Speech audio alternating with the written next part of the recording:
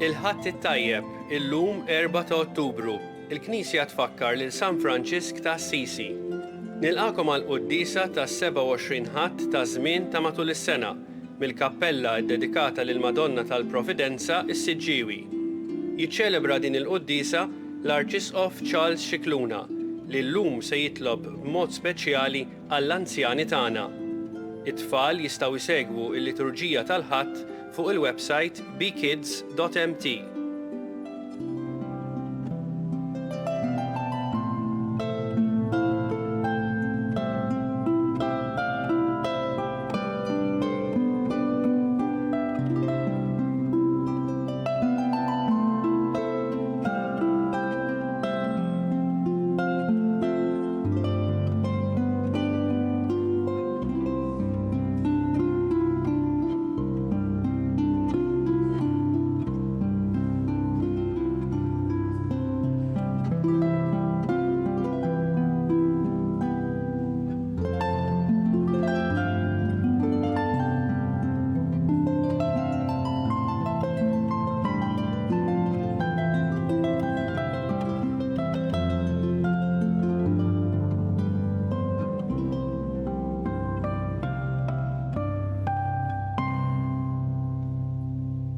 L-isem tal-Missier u tal-Iben u tal-Ispirtu Santu. Amen.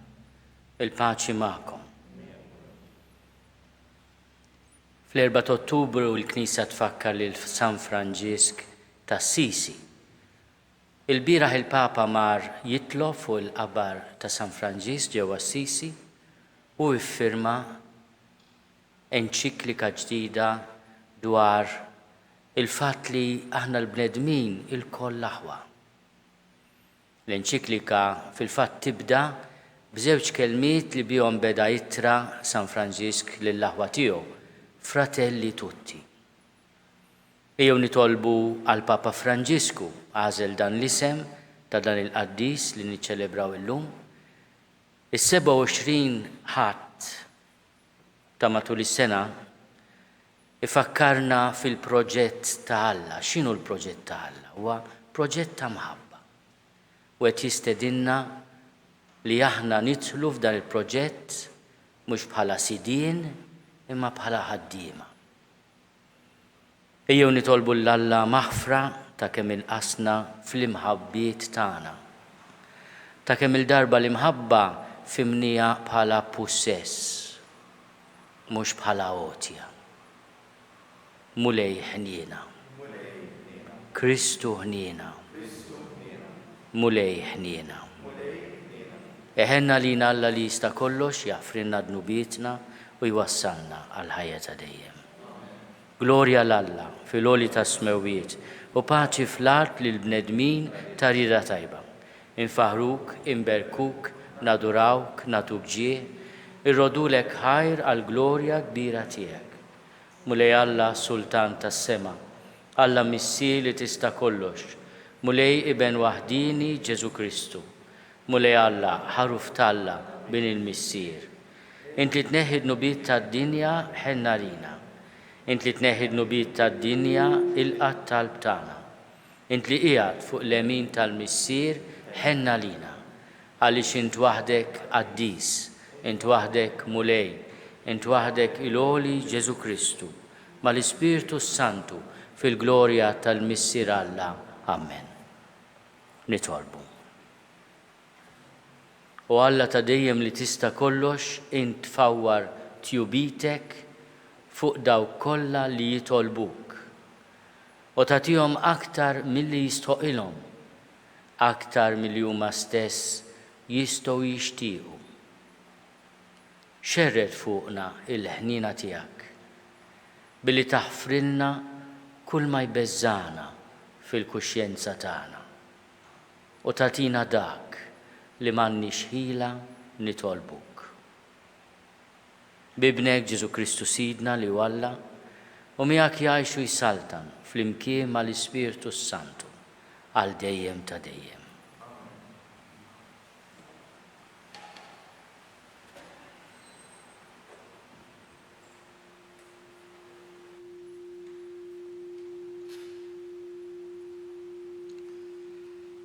قريب الكتيب tal-profeta Eżajija. ħanani lill-maħbub tiegħi l-għanja ta' mħabtu għal-għalqa ta' dbili tiegħu. Il-maħbub tiegħi kellu għalqa ta' dbili fuq għolja għamila. Għażaqa u naddafa miżrar u ħawel fija dbili mill-aħjar. Beda torri f'nofsa u wkoll ħaffer masar fija. Stennija tagħmel għeneb tajjeb, iżda kull ma għamlet kien għeneb qares. U issa intom li tagħmlu f'Ġerusalem, irġiel ta' Ġuda, għamlu intom ħaq bejni u bejn l-għalqa ta' dbili tiegħi. X'fadalli nagħmel għall-għalqa tiegħi u ma għamiltux? Stennejta tagħmel għeneb tajjeb u kull ma għamlet kien għeneb qares. U issa ħanurikom sejjer nagħmel jien lill-għalqa ta' dbili tiegħi. Inneħħila lil-qoħ ta' madwara u jħarbtuha inġarfilha il-ħajt biex in-nies taffiġa, nagħmel minnha xara, ħadd ma jiżbora jew jaħdimha u jinbet fiha xewk u ħorrieq.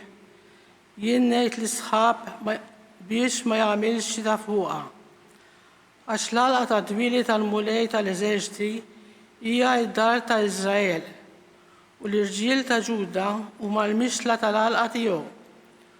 Huwa stenna l-ġustizzja waraw sab it-tixrid tad-demm, stenna s-sewwa u waraw sema l-ajat tal-maħqura.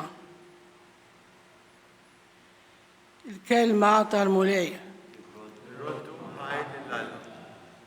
Salm responsorjali. Il-għalqa tal-mulej hija d-dar ta' Iżrael. Ngħidu flimkien. Il-għalqa tal-mulej hija d-dar ta' Iżrael. Inti qlajt lilha mill-Eġittu, warrabt il-ġnus biex tħawel lilha, meddet sal-baħar il-frijej tagħha, sa xmara iż-żraġen tagħha. Ngħidu flimkien. Il-għalqa tal-mulej hija d-dar ta' Iżrael. Għaliex mela ġarraft il-ħitan tagħha u kull min jgħaddi jqaċċat minna, ħarbata l-ħanżir selvaġġ, il-bejjem tar-raba jirgħu fiha. Ngħidu flimkien, il-għalqa tal-mulej hija d-dar ta' Iżrael. Erġa' ejja Alla tal-eżerċiti, ħares bis-sema u wara u żur il-din id-dirja. Ħu ħsieb dak li ħawlet lemintek, ir-rimja li inti kabbart għalik. Ngħidu flimkien, il-għalqa tal-mulej hija d-dar ta' Iżrael. Aħna ma nitbedux minnek, roddinna l-ħajja u aħna nsejħu ismek. Reġġana li konna Alla tal-eżerċiti, itfa' fuqna d-dija ta' wiċċek u nkunu salvi. Ngħidu flimkien, il-għalqa tal-mulej hija d-dar ta' Iżrael.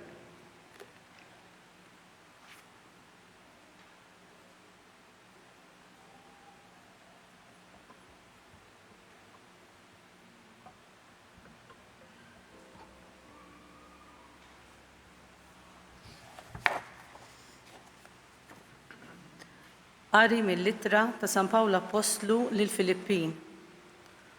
Ħuti, tħabtu raskom b'xejn. Fit-talb kollu tagħkom itolbu u wuru lil Alla xi jkollkom bżonn u iżżoħħajr. U slim ta' Alla, slim li jgħaddi kull ma l-moħħ jista' jifhem, iżommilkom qalbkom u moħħkom sħaħ fi Kristu Ġesu. Mill-bqija, ħuti, f'dan għandkom taħsbu, f'kull ma hu veru, f'kull ma hu xieraq, f'kull ma hu ġust, f'kull ma hu safi, f'kull ma jiġbed l-imħabba, f'kull ma jistħoqlu ġieħ, f'kull ma hu virtu, f'kull ma ħaqqu t-tifħir, f'dan kollu aħsbu. U kull ma tallimtu u ħadtu minn għandna u smajtu u rajtu fina, għamluh. Alla taslim ikun magħkom. Il-kelma tal-mulej.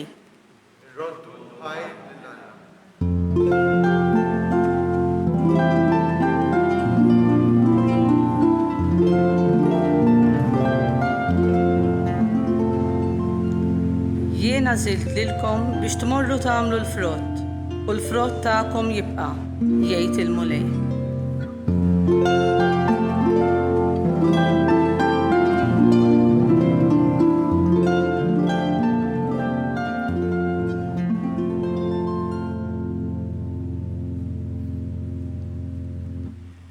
Il-mulej ma'kom.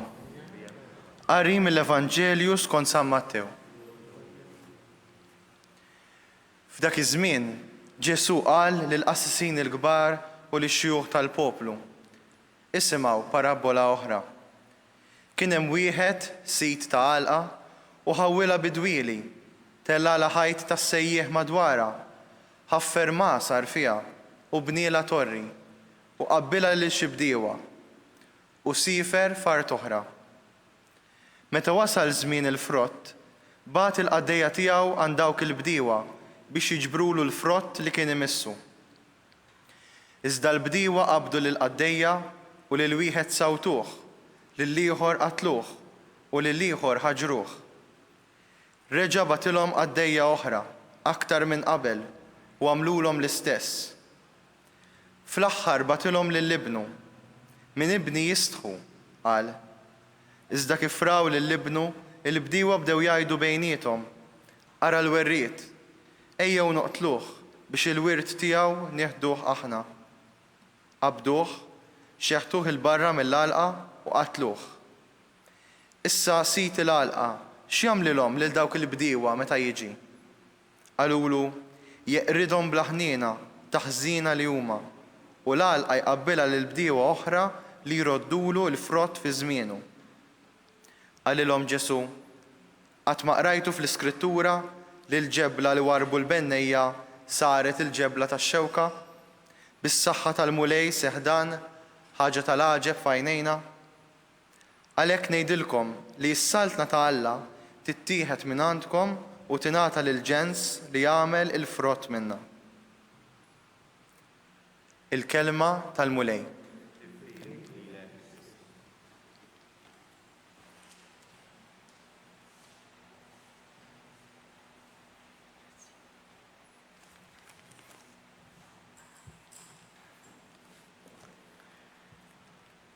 Kien hemm wieħed sit ta' għalqa u ħawwilha bidwieli. Id-dilja fl-għanja tal-profeta hija il-proġett ta' mħabba li Alla għandu għall poplu tiegħu. Fil-fatt fil-kitba tal-profeta Iżajija li smajna fl-ewwel qari llum wieħed jinnota kemm il-darba l-mulej jissejjaħ il-maħbub. U l-għanja tad-dilja hija l-għanja tal-imħabba tiegħu. Ħananni lill-maħbub tiegħi l-għanja ta' mħabbtu għall-għalqa ta' dwieli tiegħu. Il-maħbub tiegħi kellu għalqa ta' dwieli fuq għolja għammiela.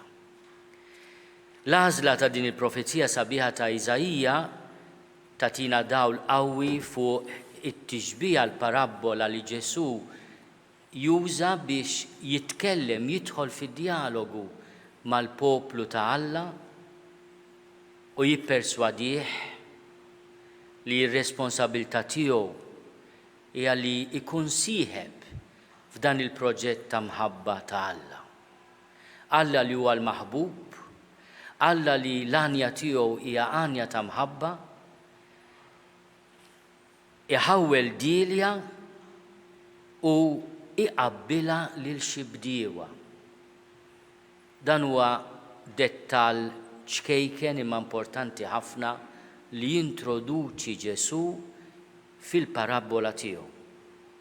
Min huma dawn il-bdiewa li għandhom id-dilja responsabilità tagħhom, għandhom id-dritt jieħdu mill-frott tagħha imma jridu jagħtu sem għax dak hija l-qbiela wkoll lis-sit u għall-poplu ludi. Ġustament, Ġesu qed jitkellem lill-poplu ludi ta' żmienu, imma huwa aħna wkoll. Aħna ġejna magħżula kull wieħed waħda minna biex inkunu sieħba fl-għalqa ta' dwili, fl-anja tal-imħabba, fil-proġett tal-imħabba ta' Alla. Issa it-traġedja li jsemmi Ġesu hija li dawn il-gabillotti, dawn il-bdiewa li lilhom kienet imqabbla id-dilja, ma kienux kuntenti li jieħdu l-parti tagħhom tal-frott. Wara kollox aħna meta nħobbu ikonna paċi, ferħ, l-imħabba tħallseki hija l-ħlas tagħha nifisha. Imma l-atteġġjament tagħhom għal dan il-proġett huwa li jkunu huma s-sidien. Anzi, li jifmu li l-imħabba mhux li tagħti imma li tieħu dejjem. U jekk nagħmlu hekk l-imħabba tagħna, l-imħabbiet tagħna, is-sem li għandna fil-proġett tal-imħabba ta' Alla javvelena ruħu.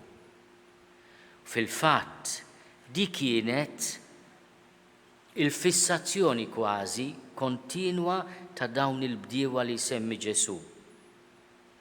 Daw iltaqgħu man-nies li bagħat is-sit biex jieħu sem tiegħu, qatluhom, ħaġruhom, sawtuhom, imbagħad bagħat il-libnu. Hawnhekk wieħed jifhem mal-ewwel li Ġesu qed jitkellem fuq innifsu u liben ta' sit il-għalqa, liben ta' Alla. Min ibni jistħu qal is-sit. Iżda kif raw li libnu l-bdiewa bdew jgħidu bejniethom ara l-werriet ejjew noqtluh biex il-wirt tiegħu nieħduh aħna. Ma femux li biex tiret trid tkun iben jew bint. Mhux xi ħadd li jrid jaħtaf dak li mhux tiegħu. Qabduh lil dan l-iben, xeħtuh il-barra mill-għalqa u qatluh. Ġesu joħorġuh minn Ġerusalemm u jagħtuh mewta li żjed ħarxa, li żjed krudila, li żjed umiljanti. U Ġesu jisfida lil kontemporanji tiegħu lin-nies ta' żmienu, din il-parabola jgħidha li żjed lill-qassisin il-kbar u x-xjuħ tal-poplu lil-leaders, jisfidhom billi il-ġudizzju jagħmlu huma. Issa siti l-għalqa, x'jagħmlilhom lil dawk il-bdiewa meta jiġi? Ġesu ma jagħtix il-kundanna, lanqas il-ġudizzju. Iħalli fidejn min qed jiddialoga miegħu biex il-ġudizzju jagħmlu hu. Jeqridhom bla ħniena taħżina li huma qed jitfgħu il-ġebla fuq saqajhom. Qed jikkundannaw lilhom infushom. Ġesu ma jżid xejn mal-ġudizzju tagħhom, għamlu huma. Imma jisfidhom ikompli waqt li forsi anqal il-qalb tagħhom biex jifmu kemm kienu żbaljati. Jekk intom mintom se tkunu sieħba ta' fedeltà u ta' ħniena fil-proġett tal-imħabba ta' Alla u tarfu lill-liben mhux toqtluh, allura dak li intom warrabtu il-fqar ta' din id-dinja, il-maħqurin ta' din id-dinja, se jsiru il-ġebla tax-xewka. U jekk aħna mmorru lura lejn l-għanja tad-dilja fil-profeta Eżajja, nifmu li anke Eżajja l-profeta meta jħares lejn l-għeneb qares li d-dilja tat minn flok l-għeneb tajjeb u bnin, jitkellem dwar il-frott tal-ħażen. Jgħid jiena fittixt is-sewwa imma jiena sibt it-tixrid tad-demm. Stennejt il-ġustizzja u araw smajt l-ajjat tal-maħqura. Aħna se niġu ġudikati kif nitrattaw il-xulxejn. Jekk aħniex kapaċi, u dan hu l-ġudizzju tagħna, nissieħbu fil-pjan tal-imħabba ta' Alla mhux bħala sidien li jridu jippossedu u jaħtfu u allura jresti wkoll joqtlu u jaħqru biex jagħmlu hekk. Imma kemm aħna lesti nkunu kooperaturi ma' dan il-proġett. Kemm aħna lesti nħennu għal xulxin, naħfru lil xulxin. L-imħabba mhux possess imma qotja. U jiena nippossedi fl-imħabba inkwantu noffri u nagħti lil innifsi. Ejjew nitolbu lil Sit id-Dilja, lil Maħbub, li l-għanja tiegħu hija għanja ta' mħabba, li meta aħna nissieħbu f'dan il-proġett tiegħu l-għanja tagħna ma tkunx lajta tal-moħqrija tal-vittmi tagħna, imma l-għanja ħelwa tal-paċi, tal-maħfra, tas-solidarjetà.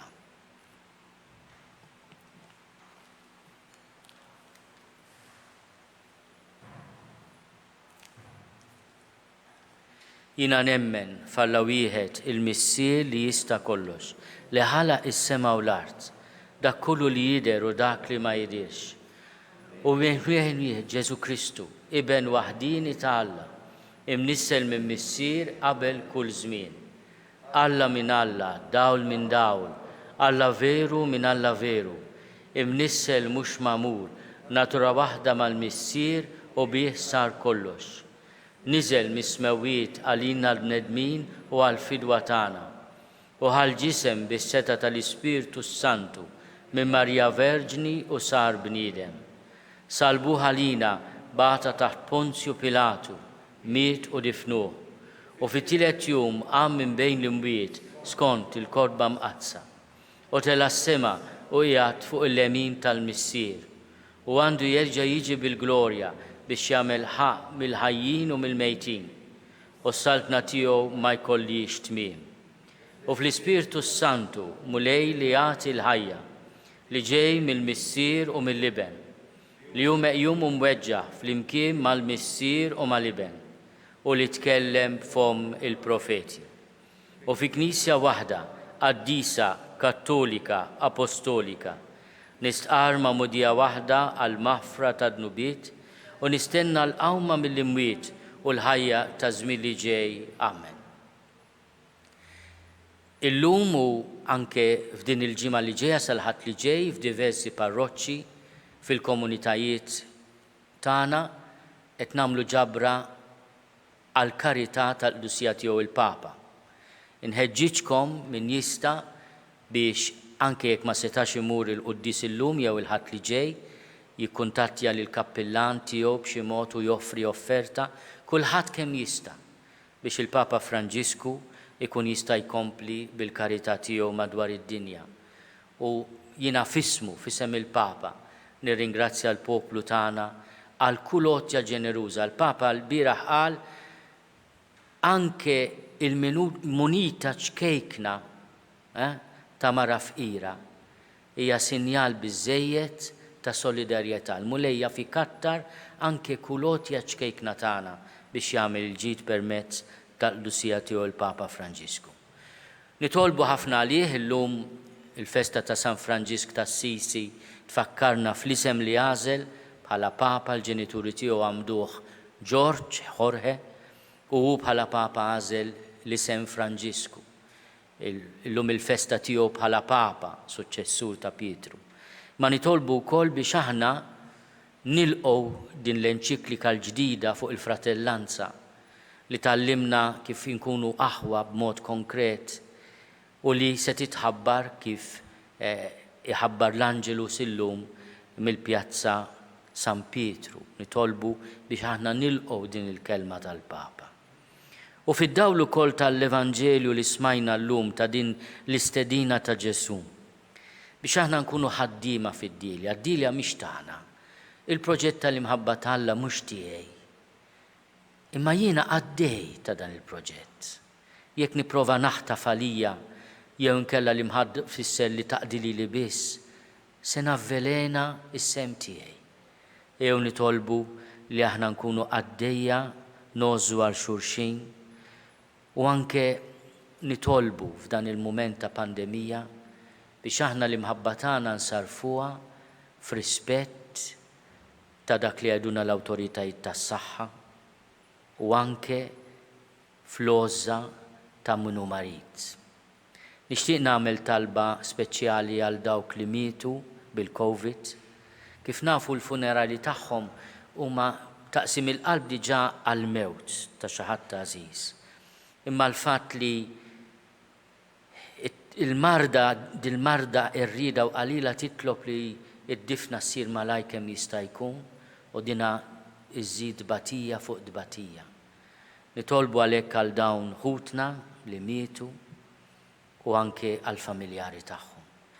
U nafdaw kollox fidejn il-Madonna tal-Providenza miqjuma f'din il-kappella Żiża waqt li insellem u nirringrazzja lil parroċċa ta' San Nikola is-Siġġiewi. Slim għalik Marija, bil-grazzja mimlija il-mulej miegħek.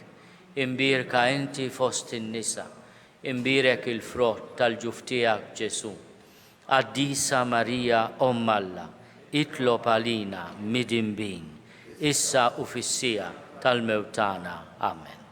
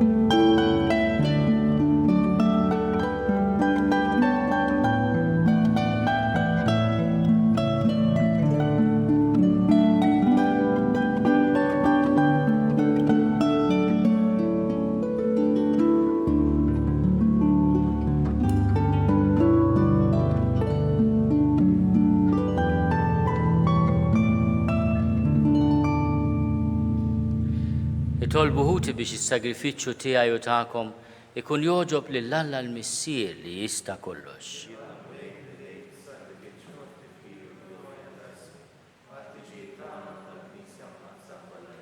Ilqamu lej l-offerti għas-sagrifiċċju imwaqqaf b'ordni tiegħek. U kompli fina l-emil ta' fidwa billi tqaddisna b'dawn il-misteri tas-sema li aħna qegħdin niċċelebraw bħala għaddejja tiegħek bi Kristu Sidna. Il-mulej magħkom. Nerfgħu lubna l fuq.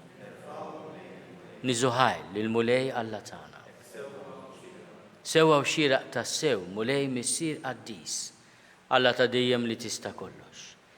Tajjeb u taġid tas-salvazzjoni tagħna li dejjem kull imkien inrodulek ħajr bi Kristu Sidna. Int ħlaqt id-dinja b'kull ma fiha u qassamt il-jiem u żminijiet. Sawwart il-bniedem skont ix-xbija tiegħek u qedtu fuq l-eġubijiet tal-ħolqien biex fismek jaħkem fuq il-ħlejjaq kollha u jfaħrek bla għeda fl-emejjel kbar tiegħek. Għalhekk flimkien mal-anġli kollha aħna wkoll infaħruk u b'fer kbir intennulek. Qaddis, qaddis, qaddis, mulej Alla tal-eżerċiti, ismewtu l-art mimlija bil-glorja tiegħek, osanna fl-oli tas-smewiet. Imbirek minn ġej f'isem il-mulej, osanna fl-oli tas-smewiet. Qaddis tas-sewint mulej, inti lajn ta' kull dusija. Qaddis għalhekk nitolbuk dawn l-offerti bil-barka tal-Ispirtu tiegħek biex isiru għalina il-ġisem u d-dem ta' Sidna Ġesu Kristu. Li meta kien se jingħata biex minn rajħi bati, ħal ħobs, ratti l-ħajr, qasam tali d-disċipli tiegħu u qal, ħudu u kulu l-kol minn dan, għax dan huwa ġismi li jingħata għalikom.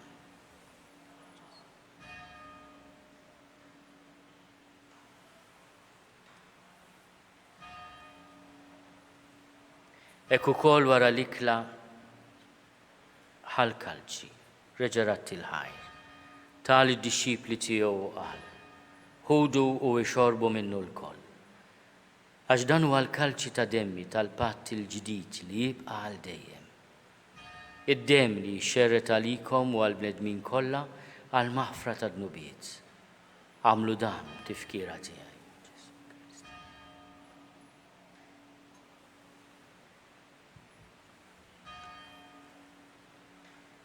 Dan hu l-misteru tal-fidi.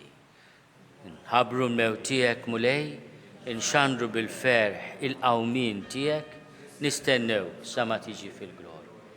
Għalhekk aħna nagħmlu dan tifkira tal-mewt u l-qawmin ta' Sidna Ġesu Kristu. Nofrulek mulej il-ħobs tal-ħajja u l-kalċi tas-salvazzjoni. U rodulek ħajr għax għoxbok tilqana hawn quddiemek biex naqduk. U miċ-ċokontana nitolbu li l-Ispirtu Santu jaqadna f'ġisem wieħed, lilna li nieħdu sehem il-ġisem u d-demm ta' Kristu. Ftakar mulej fil-Knisja tiegħek imxerda mad-dinja kollha. Wettaqa fl-imħabba, flimkien mal-Papa Franġisku, miegħi għaddej tiegħek mingħajr ma jistħoli. Mal-Isqof Joseph li qed jgħinni, mal-Isqof Anton u mal-ministri tiegħek kollha. Ftakar ukoll fħutna li raqdu bit-tama tal-qawmien. Ftakar fil-mejtin kollha. Daħalhom quddiemek fid-dawl tas-seb tiegħek. Ħenna lina l-koll nitolbuk. Għati lilna wkoll il-wirt tal-ħajja ta' dejjem. Flimkien mal-Verġni Mqazza Alla Marija, mal-arus tagħha San Giuseppe, mal-Appostli, ma' San Franġisk ta' Assisi, ma' San Nikola u l-qaddisin kollha li jgħixu fil-ħbiberija tiegħek sa mill-bidu tad-dinja. Għamel li magħhom infaħruk u nsebħuk Ġesu Kristu ibnek. Bi Kristu, ma' Kristu u fi Kristu. Jingħata lilek Alla Missier li tista' kollox, flimkien mal-Ispirtu Santu. Kull ġieħu glorja għal dejjem ta' dejjem.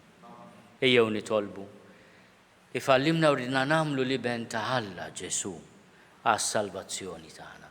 Missierna li inti fis-smowit jitqaddes ismek tiġi saltnatek.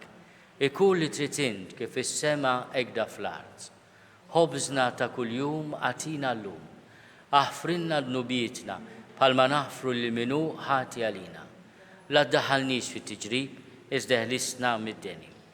Eħlisna nitolbuk mulej minn kull deni. Għatina fit-tjieb u ħlina tiegħek il-paċi fi żmienna. Biex inkunu ħielsa dejjem mid-dnub u mħarsa minn kull inkwiet. Aħna u nistennew u nittamaw ilejna u l-miġja tas-Salvatur tagħna Ġesu Kristu. Mulej Ġesu Kristu li għat lill-Apostli tiegħek, inħallilkom is-slim, natikom is-slim tiegħi. La tħares lejn dnubietna, iżda ħares lejn il-fidi tal-Knisja tiegħek. Għati jaslimu l-għaqda li int trid fiha, int li tgħix u s-saltan għal dejjem ta' dejjem. Il-paċi tal-mulej tkun dejjem magħkom. Għatu l-paċi lil xulxin.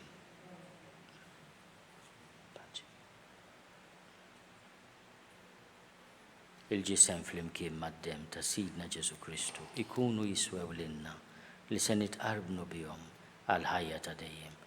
Ħaruf talla li tneħħi d-nubiet tad-dinja ħenna lina. Ħaruf talla li tneħħi d-nubiet tad-dinja ħenna lina. Ħaruf talla li tneħħi d-nubiet tad-dinja għatina l-paċ.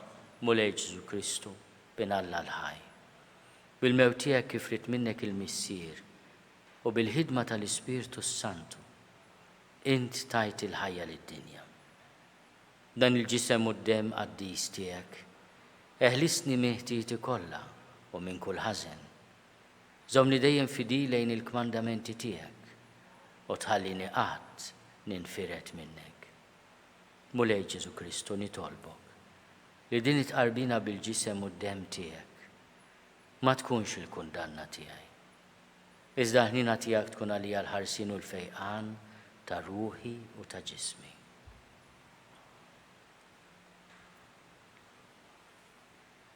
Danu l-ħaruf talla. Danu li neħid nubit tad-dinja. Ħenin dawk li huma mistiedna għall-ikla tal-ħaruf. Mulej ma jistoqlix li tidħol taħt is-saqaf tiegħi, iżda biss kelma waħda u ruħi tkun infejqa.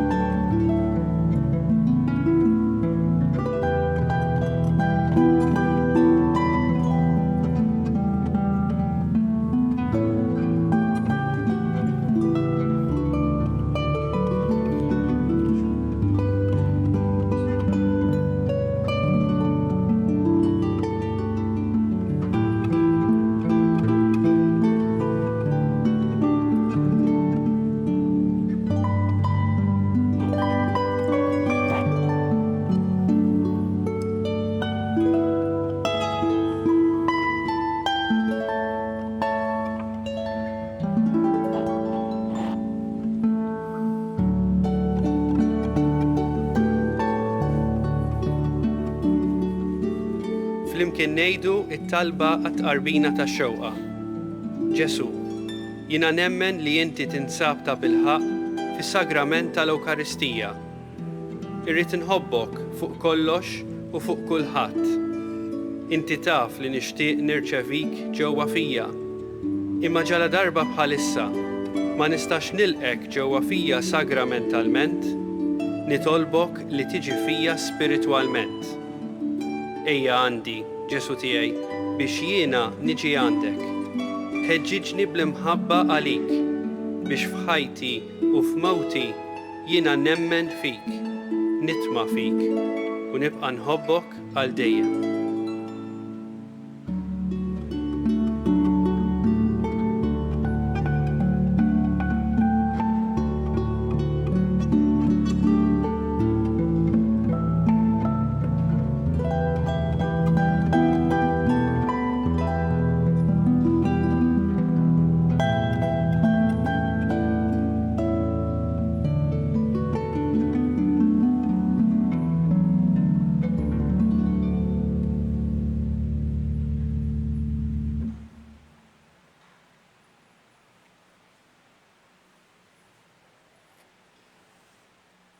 Nitolbu.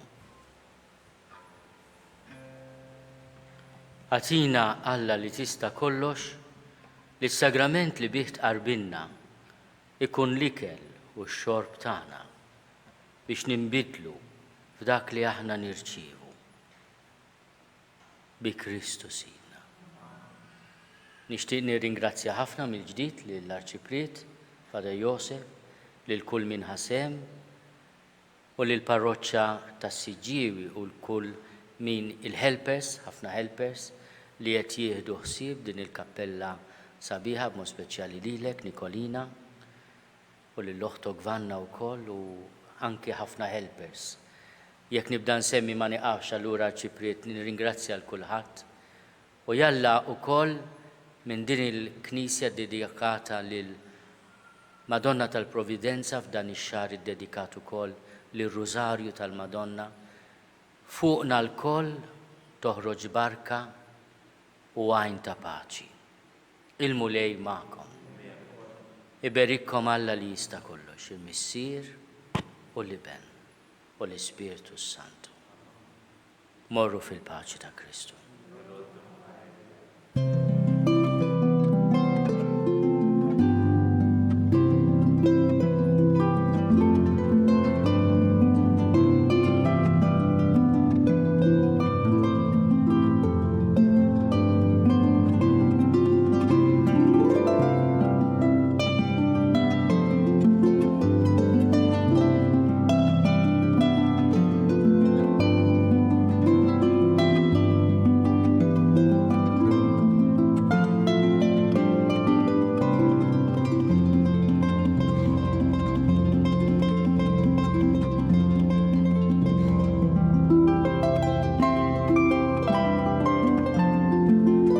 Hekk naslu fit-tmiem din il-qudiesa mill-Kappella tal-Madonna tal-Providenza fis-Siġġiewi. Illum tlabna b'mod speċjali għall-anzjani tagħna hekk kif fl-ewwel ta' Ottubru iċċelebrajna Jum l-Anzjani. Infakru li d-dispensa tal-obbligu tal-qudiesa tal-Ħadd għadha fis-seħħ u għalhekk nappellaw lil persuni vulnerabbli biex isegwu l-qudiesa mid-dar. Min jixtieq jgħin lill-Arċidjoċesi ta' Malta tkompli l-ħidma tagħha fis-soċjetà huwa mistieden jagħti donazzjoni online jew permezz ta' ċekk indirizzat lill-Arċidjoċesi ta' Malta. Aktar dettalji issibuhom fuq donazzjonijiet. Website jista' jċempel mit-2 241 għal aktar informazzjoni. Grazzi tal-ġenerożità tagħkom. Nistedinkom biex flimkien inkomplu nitolbu għas-saħħa tal-poplu tagħna u għal dawk kollha fil-bżonn. Il-kumplament tal-ħadd it-tajjeb.